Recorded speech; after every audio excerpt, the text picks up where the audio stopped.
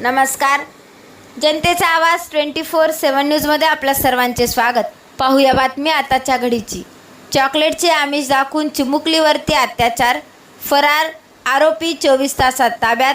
Sonkhed police ठाण्याच्या हद्दीत अल्पवयीन चिमुकलीला चॉकलेटचे आमिष दाखवून लैंगिक अत्याचार केल्याप्रकरणी फरार आरोपीला स्थानिक गुन्हे शाखेच्या पथकाने अवघ्या 24 तासात ताब्यात घेतले. विलास पंडित वाघमारे, वय 30 वर्ष, राहणार निळा, तालुका लोहा असे आरोपीचे नाव आहे. 24 ऑगस्ट रोजी सायंकाळी मुलगी घरासमोर खेळत असताना आरोपी तिला चॉकलेटचे आमिष दाखवून सोबत घेऊन गेला.